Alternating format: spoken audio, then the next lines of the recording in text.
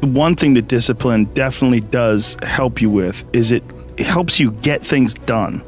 And when you get things done, when you actually do things, you have more success.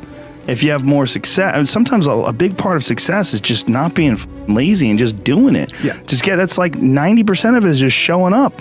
Get there and start working. Like, you're not going to feel perfect every day. If I only worked out when I felt good, I'd be a fat because there's a lot of days I don't want to do it. It's pretty much the same with everybody that actually gets good at something. There's got to be those days you push through, and they're probably going to be more numerous than the days you don't. And so the benefit of discipline in my eyes has always been that through discipline I get things done.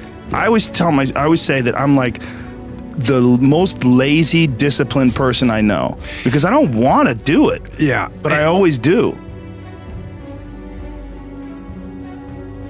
Our bodies, for whatever reason, most people, their associations are to avoid anything that's uncomfortable. But it's so illogical because when you look at comfort and you look at success and progress and the feelings of accomplishment and of getting past certain hurdles in terms of like how you feel about life, a lot of those are connected to discomfort. Like, discomfort is your friend. It really is. Like, discomfort and not being happy and content with certain situations in life or certain feelings in life, they're massive motivators, and they're amazing at facilitating change.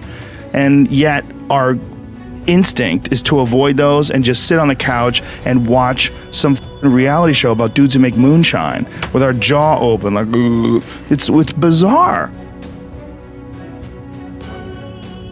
There's a lot of artists and comics, I bet musicians as well, but writers for sure. One of the big problems is sitting down and doing the work. Mm-hmm. And you got to, and Pressfield talks about that in the most concise and beautiful way. And he labels it like an enemy. He calls it resistance, mm-hmm. And that you have to sit down and you have to overcome resistance, and that the pro goes to work. And it doesn't matter if you're sick, doesn't matter if you have kids, it doesn't matter what, you're a pro and you go to work. It puts it in your head that this is what I do. This is what, and you have pride in that. And then when you are in front of that keyboard and you look down the count, it says, I got 1,000 words today. I put 1,000 words in. You're doing the work. Yeah. And out of that work, gems blossom. Yep. Little things, but you might have a day where you just write nothing but dog shit.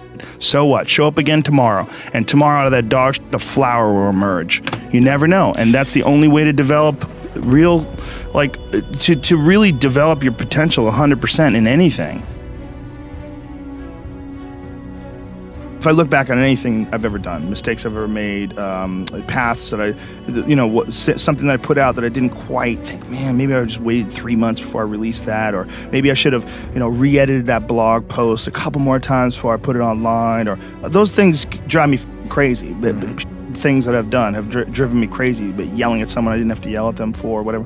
But the most important thing is always for all people to recognize that you're not who you were a year ago. You're not who you were 5 years ago. You're not who you were last week. You're who you are now, and this is the only you have control over. So you gotta regulate how much you dwell on regrets of the past. You really gotta be careful, because it's good to have a little. Because my regrets, whether it's things of professional nature or the very few regrets friendship-wise, which is one thing that makes me very happy. But there's life is strange. There's a lot going on. There's a lot of factors happening in life. But for sure, who I am now wouldn't have ever happened if I didn't fuck up. If I didn't make those mistakes, I wouldn't have understand the importance of friendship and kindness. And if I hadn't been cruel at some point in my life, or someone hadn't been cruel to me, I wouldn't understand the beauty of love. I wouldn't understand the full range of it, because I hadn't felt the sting. If nobody ever punches you in the face, you don't really appreciate safety. Because a lot of people don't even understand what safety is. You pretend, oh, we're safe, but you are so not safe at any moment.